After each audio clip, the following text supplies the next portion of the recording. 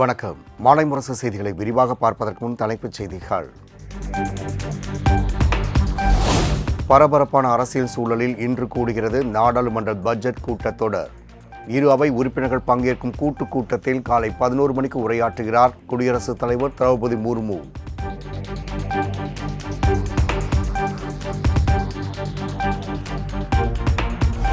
விலைவாசி உயர்வு, வேலைவாய்ப்பின்மை உள்ளிட்ட பிரச்சினைகள் எழுப்ப எதிர்க்கட்சிகள் திட்டம்.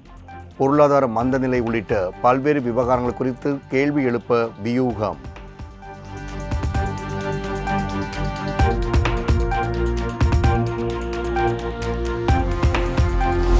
பட்ஜெட் கூட்டத்தொடரில் 62 மசோதாக்களை தாக்கல் செய்ய மத்திய அரசு திட்டம். ஒரே நாடு ஒரே தேர்தல், வக்ஃபு திருத்த மசோதா உள்ளிட்டவை தாக்கல் செய்யப்படலாம் என எதிர்பார்ப்பு.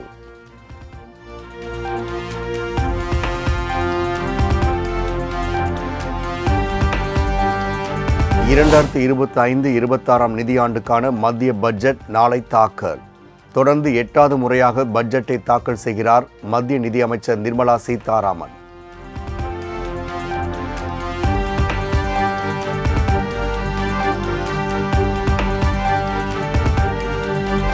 வக்ஃபு சட்ட திருத்த மசோதாவில் மேற்கொள்ள வேண்டிய திருத்தங்கள் குறித்த அறிக்கை மக்களவைத் தலைவர் ஓம் பிர்லாவிடம் சமர்ப்பிப்பு. பட்ஜெட் கூட்டத்தொடரின் போது நாடாளுமன்ற இரு அவைகளிலும் மசோதாவுக்கு ஒப்புதல் பெற மத்திய அரசு திட்டம்.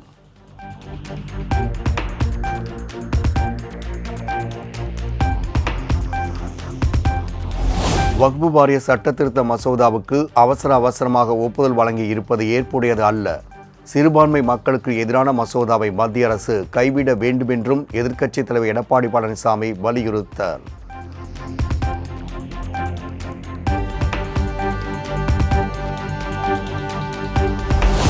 தமிழக வெற்றிக் கழகத்தின் 3ஆம் கட்ட மாவட்ட செயலாளர் பட்டியல் இன்று வெளியீடு.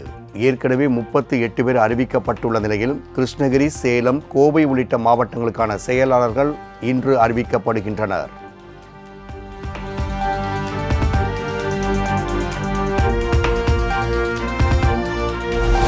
ஈரோடு கிழக்கு தொகுதி இடைத்தேர்தலில் வாக்காளர்களுக்கு வளைத்து பணம் விநியோகம் என தகவல். டோக்கன்களையும் கட்டுக்கட்டாக பணத்தை வைத்துக்கொண்டு விநியோகம்.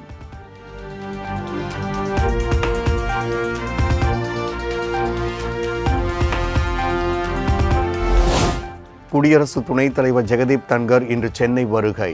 முட்டுக்காட்டில் நடைபெறும் காது கேளாதோர் பார்வையற்றோர் தேசிய மாநாட்டில் பங்கேற்கிறார்.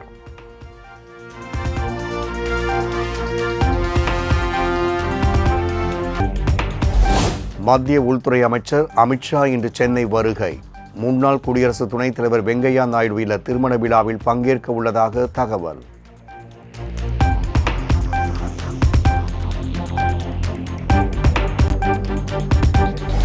குடியரசு துணைத் தலைவர் ஜெகதீப் தன்கர், மத்திய உள்துறை அமைச்சர் அமித்ஷா வருகை எதிரொலி. சென்னையில் இன்று போக்குவரத்து மாற்றம்.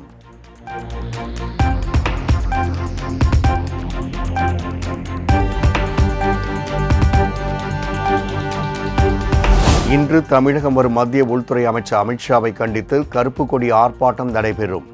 அம்பேத்கர் பற்றி அவதூறாக பேசியதை கண்டித்து போராட்டம் தொடரும் என தமிழ்நாடு காங்கிரஸ் கமிட்டி தலைவர் செல்வ பெருந்தகை திட்டவட்டம்.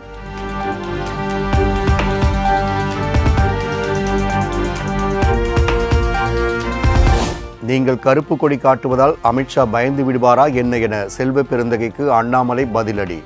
கருப்பு கொடி மட்டும் இல்லை, வேறு ஏதேனும் வேண்டுமானாலும் கை காசு போட்டு வாங்கி தருவதாகவும் பேட்டி. கருப்பு கொடி காட்டுறனால அமித்ஷாஜி காலில் இருக்கிற தூசி கீழே விழுந்துருமா? நீ கருப்பு கொடி காட்டுறனால அமித்ஷா விமானம் டேக் ஆஃப் ஆகாதா? நீ கருப்பு கொடி காட்டுறனால அமித்ஷாஜி பயந்து ஐயோ நான் உள்துறை அமைச்சர் ரிசைன்மெண்ட் நான் போய் அகமதாபாத்ல இருந்துக்கன்னு சொல்றாரா? நீ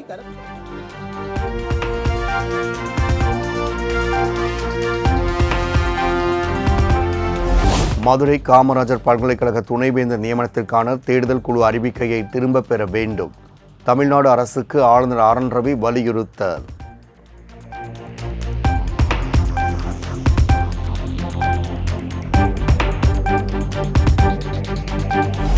மகாத்மா காந்தி இன்றும் கேலி செய்யப்பட வேண்டுமா என தமிழ்நாடு அரசுக்கு ஆளுநர் ஆர் என் ரவி கேள்வி. காந்தி தனது வாழ்நாளில் திராவிட சித்தாந்தத்தை பின்பற்றுபவர்களால் கடுமையாக எதிர்க்கப்பட்டு கேலி செய்யப்பட்டார் என்றும் குற்றச்சாட்டு.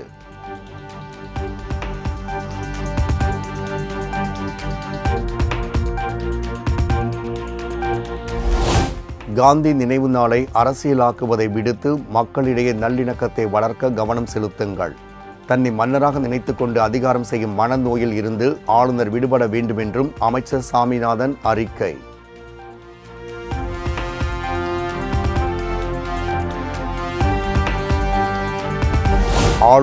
ஆளுநராக பணியாற்றினால் அனைவருக்கும் சிறப்பு. காந்தி மண்டபத்தில் தலைவர்கள் உரிய மரியாதை தருவதில்லை என்ற ஆளுநர் ஆர்.என். ரவியின் கருத்துக்கு அமைச்சர் ஏவா வேலு பதிலடி. ஆளுநராக இருந்து பணியாற்றினால் நம்முடைய மாநிலத்துக்கு சிறப்பு, உனக்கு சிறப்பு, எனக்கு சிறப்பு, மக்களுக்கு சிறப்பு. ஆளுநர் அவர்கள் ஆளுநராக இல்லாமல் அவர் அரசியல்வாதியாக மாறுகிற பொழுது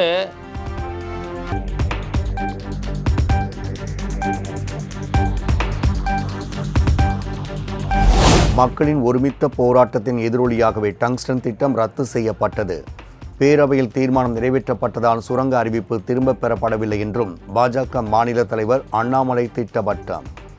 பல இடத்துக்கு போகணும், கேபினெட்டுக்கு போகணும், அமைச்சரவையினுடைய ஒப்புதல் வாங்கணும், கேபினெட் செக்ரட்டரி வரைக்கும் போகணும். இவங்கெல்லாம் பார்க்கும் பொழுது 3:30 மணிங்க ஐயா, 3:30 மணி. 24 மணி நேரத்திற்குள்ள அடுத்த நாள் காலை 22 டிசம்பர் அடுத்த நாள் காலை சரியா 4:31 மணிக்கு சாயந்தரம் இந்த திட்டத்தை முழுமையாக ரத்து செய்து நம்முடைய மத்திய அமைச்சர் ஐயா கிஷன் ரெட்டி அவர்கள் அறிவித்திருக்கிறார். ஏன்னா உங்களுடைய குரலுக்கு செவி சாய்த்து நீங்க என்ன சொல்றீங்க, உங்களுடைய மண்ணு உங்க கையில தான் இருக்கு. உங்களுடைய மண்ணு உங்க கையை விட்டு போயிடக்கூடாது.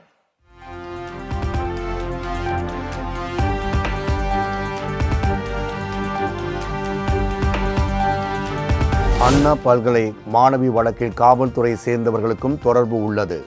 வழக்கில் கைதான ஞானசேகரன் யார் யாரிடம் பேசினார் என்ற விவரத்தை விரைவில் வெளியிடுவதாகவும் அண்ணாமலை பரபரப்பு பேட்டி. அதிலே சில போலீஸ் அதிகாரிகளும் சம்பந்தப்பட்டிருக்கின்றார்கள். இவங்க வேலை எல்லா வேலையும் அண்ணாமலையே செய்ய முடியாதுன்னா நான் மோப்பனாய் கிடையாது. ஒரு வேலையை நான் செய்ய முடியாது. யார் இந்த சாருங்கிறத முதல்ல நீங்க சொல்லுங்க. ரெக்கார்டுங்க இருக்கணும்.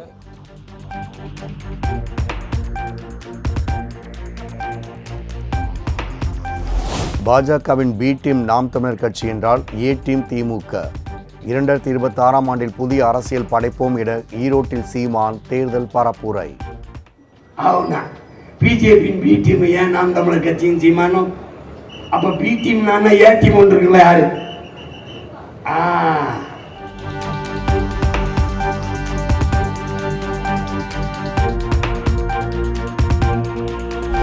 பெரியாரை வேண்டுமென்றே விமர்சனம் செய்யவில்லை, பெரியார் வேண்டாம் என்றுதான் விமர்சனம் செய்கின்றேன். ஈரோட்டில் நாம் தமிழர் கட்சியின் ஒருங்கிணைப்பாளர் சீமான் தேர்தல் பரப்புரை. சத்தியமாக சொல்கிறேன், பெரியாரை நான் வேண்டுமென்று விமர்சிக்கவில்லை.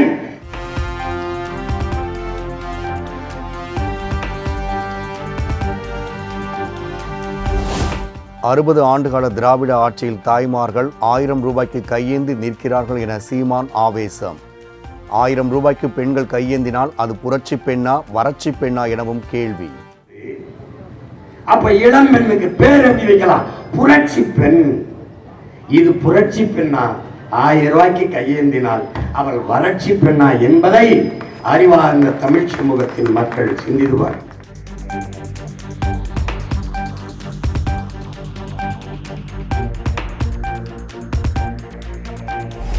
பெரியாரை இழிவுபடுத்தும் கூலிக்காரர்களை எதிர்த்து அரசியல் செய்யும் சூழல் தற்போது நிலவி வருகிறது.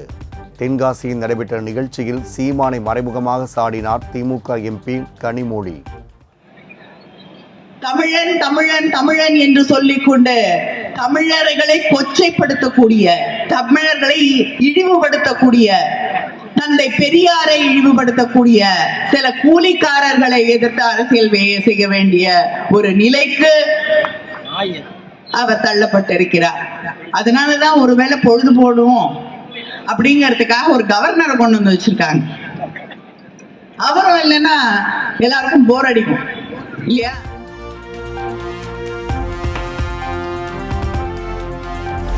பெரியாரை விமர்சித்த மிகப்பெரிய கூலிக்காரர் கருணாநிதிதான் என சீமான் கடும் விமர்சனம். கனிமொழியின் கருத்துக்கு நாம் தமிழர் கட்சியின் ஒருங்கிணைப்பாளர் சீமான் பதிலடி. மூக்க தமிழரசுலாம் நாடார் தானே? ஒரு அப்பாவுக்கு 2 சாதி இருக்குமா? யாராவது சொல்லுங்க சொல்லுங்கங்க.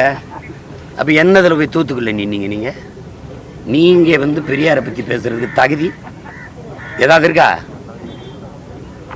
சும்மா கூலி காலின்ட்டு. பெரிய கூலியா உங்க அப்பா தான்.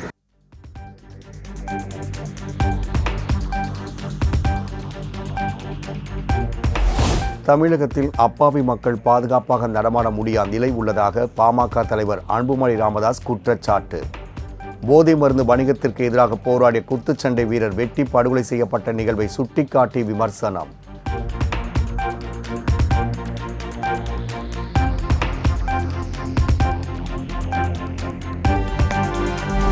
வேங்கை வயல் கிராமத்தில் தலித் மக்களுக்கு காவல்துறை நெருக்கடி கொடுப்பதாக திருமாவளவன் குற்றச்சாட்டு. வேங்கை வயலை காவல்துறை தனி தீவாக மாற்றியுள்ளதாகவும் விமர்சனம். உள்ளே யாரும் நுழைய முடியாது, வெளியே யாரும் போக முடியாது என்கிற அளவுக்கு வேங்கை வயல் தலித் மக்களை காவல்துறை தனிமைப்படுத்தி இருப்பது, நெருக்கடிக்கு உள்ளாக்கி இருப்பது, அதன் மூலம் மன உளைச்சலை ஏற்படுத்தி வருவது மிகுந்த கவலை அளிக்கிறது.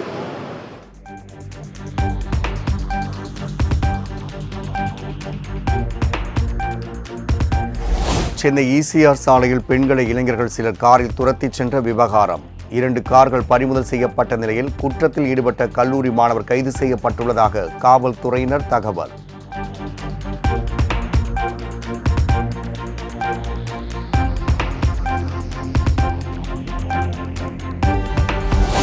ஒரு பெண்ணை பின்தொடர்ந்தாலே 5 ஆண்டுகள் சிறை என அறிவித்துள்ள முதலமைச்சர் முதல் வழக்காக காவல்துறைக்கு ஆணையிடுவாரா? திமுக கொடி பொருத்திய காரில் பெண்களை துரத்திச் சென்ற நபர்களை குறிப்பிட்டு தேமுதிக பொதுச் செயலாளர் பிரேமலதா விஜயகாந்த் கேள்வி.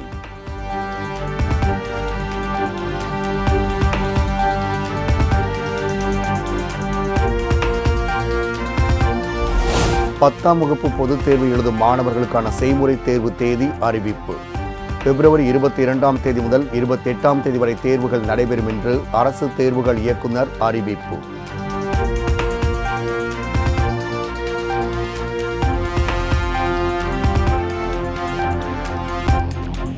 வேலூரில் பெண் மருத்துவர் கூட்டுப்பாலியல் வன்கொடுமைக்கு ஆளாக்கப்பட்ட வழக்கு.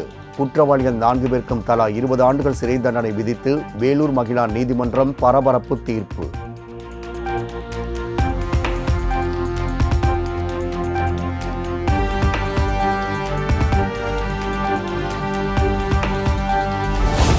வேலூர் நீதிமன்றத்திற்கு அழைத்து வரப்பட்ட பாலியல் கைதிகள் செய்தியாளர் மீது தாக்குதல். காவல்துறை பாதுகாப்புக்கு இடையே வீடியோ எடுத்தவர் மீது பாய்ந்ததால் பரபரப்பு.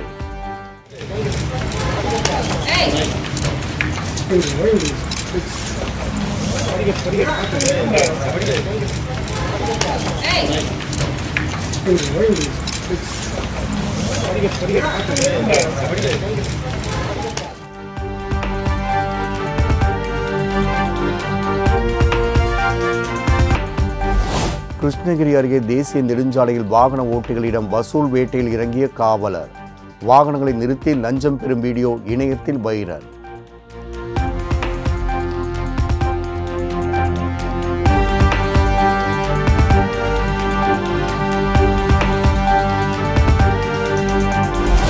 காஞ்சிபுரம் அருகே அதிக பாரத்துடன் ஆபத்தான முறையில் தடுமாறியபடி சென்ற டிராக்டர். வாகன ஓட்டிகள் பொதுமக்கள் அச்சம்.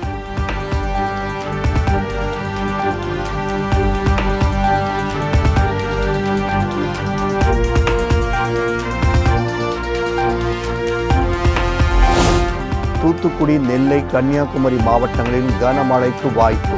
சென்னை வானிலை ஆய்வு மையம் கணிப்பு.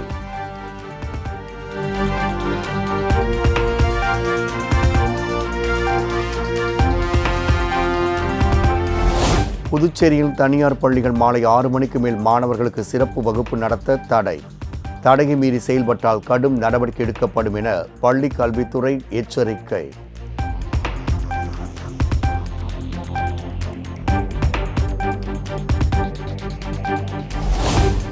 மகாத்மா காந்தி நினைவு தினத்தை ஒட்டி டெல்லியில் விமர்சையாக நடைபெற்ற பிரார்த்தனை நிகழ்ச்சி. பிரதமர் நரேந்திர மோடி உள்ளிட்டோர் பங்கேற்பு.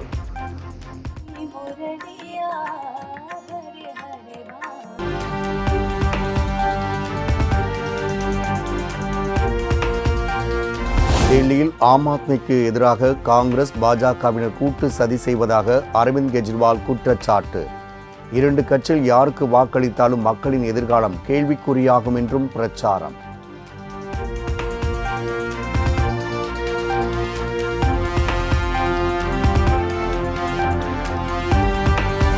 டெல்லியில் உள்ள பஞ்சாப் முதலமைச்சர் பகவந்த் மானின் அதிகாரப்பூர்வ வீட்டில் அதிகாரிகள் அதிரடி சோதனை.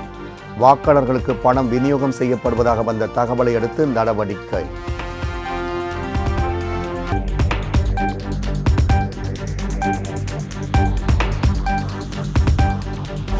ஓய்வு பெற்ற நீதிபதிகளை உயர்நீதிமன்றங்களில் தற்காலிக நீதிபதிகளாக நியமிக்கலாம். டிவிஷன் பெஞ்ச் அமர்வுகளில் 2வது நீதிபதியாக பணியமர்த்திக் கொள்ளவும் உச்சநீதிமன்ற தலைமை நீதிபதி சஞ்சீவ் கண்ணா அமர்வு அனுமதி.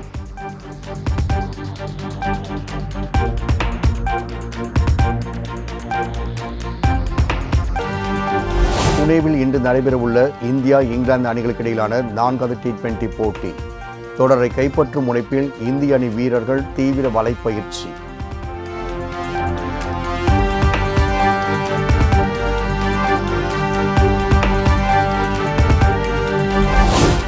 IPL கிரிக்கெட் தொடரில் புதிய ஜெர்சியில் களமிறங்கும் சென்னை சூப்பர் கிங்ஸ். புதிய ஜெர்சியை அதிகாரப்பூர்வ இணையதளத்தில் வெளியிட்டது நிர்வாகம்.